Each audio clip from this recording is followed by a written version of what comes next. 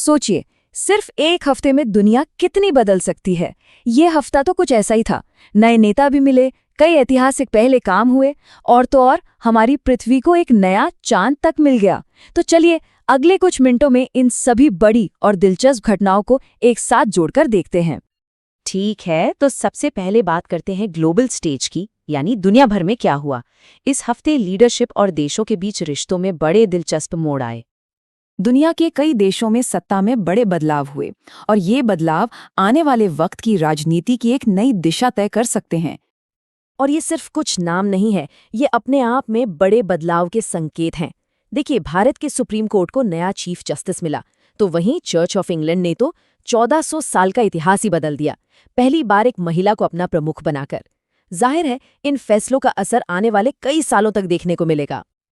अब ये बहुत दिलचस्प है। इंटरनेशनल रिश्तों में एक नई बात हुई। भारत ने 2026 के गणतंत्र दिवस के लिए पहली बार ऐसा किया है कि किसी एक अंतर्राष्ट्रीय संगठन यूरोपियन यूनियन के 2 सबसे बड़े नेताओं को एक साथ चीफ गेस्ट बनाया है।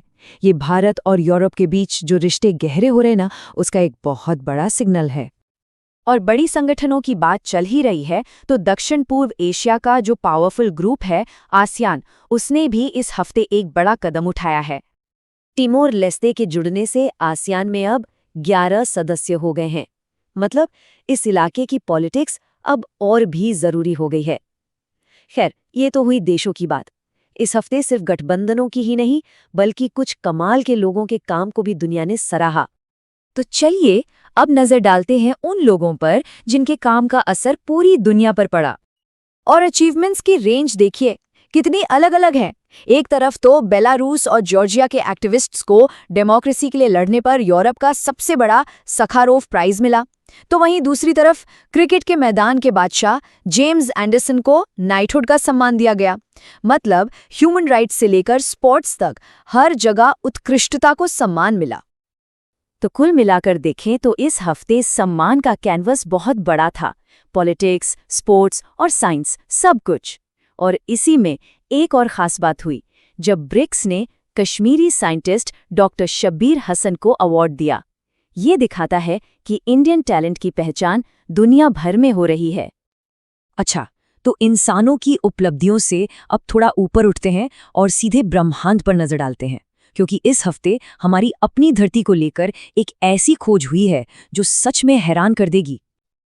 क्या हमारी पृथ्वी का कोई दूसरा चांद भी है?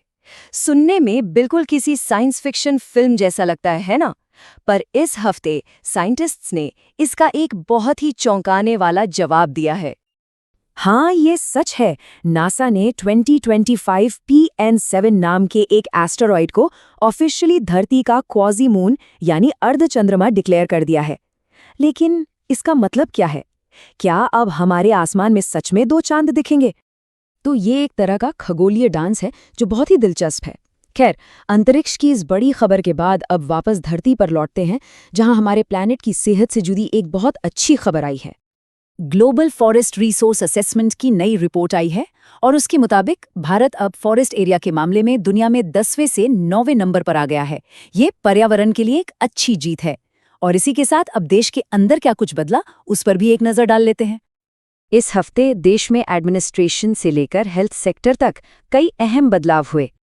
उत्तर प्रदेश के मैप पर अब एक नया जिला दिखेगा। अलीगढ़ और बुलंदशहर के कुछ हिस्सों को जोड़कर राज्य का 76वां जिला बनाया गया है, और इसका नाम है कल्याण सिंह नगर। राष्ट्रपति द्रौपदी मुर्मू ने इस हफ्ते 2 और रिकॉर्ड बनाए। वो पहली ऐसी भारतीय राष्ट्रपति बन गई हैं जिन्होंने राफेल और सुखोई दोनों ही फाइटर जेट्स में उड़ान भरी हो। और सिर्फ यही नहीं, वो सबरीमाला मंदिर जाने वाली पहली महिला राष्ट्रपति भी बनी। पब्लिक हेल्थ को लेकर भी एक बहुत ज़रूरी कदम उठाया गया। दवाओं की सेफ्टी और मॉनिटरिंग को और बेहतर करने के लिए अब एक नया online national drug licensing system शुरू किया गया है। इसका सीधा मकसद है कि दवाओं की क्वालिटी पर और भी कड़ी नज़र रखी जा सके। चलिए अब आखिर में रुख करते हैं स्पोर्ट्स और कल्चर की दुनिया का, जहां इस हफ्ते काफ़ी हलचल रही। क्रिकेट फैंस के लिए तो ये बहुत बड़ी खबर है। 2026 का ICC T20 world cup Bharat और श्रीलंका मिलकर होस्ट करेंगे। और ये हफ्ता मैदान पर भारत के लिए वाकई जबरदस्त रहा। एक तरफ विराट कोहली ने कुमार संगारा को पीछे छोड़कर वनडे क्रिकेट में सबसे ज्यादा रन बनाने वालों की लिस्ट में दूसरा नंबर हासिल कर लिया, तो वहीं चेस और पोलो में भी भारत ने इंटरनेशनल लेवल पर बड़ी जीत दर्ज की। तो एक नए चांद से लेकर नए ग्लोबल समीकरणों तक यह हफ्ता सिर्फ कुछ खबरों का कलेक्शन नहीं था, बल्कि ये आने वाले कल की नींव रख रहा था। सवाल ये नहीं है कि क्या ये घटनाएं दुनिया बदलेंगी, वो तो तय है। असली सवाल ये है कि जब हम 2026 में पीछे मुड़कर देखेंगे तो इनमें से कौन सी घटना हमें सबसे बड़े टर्निंग पॉइंट की तरह याद रहेगी। सोचने वाली बात है।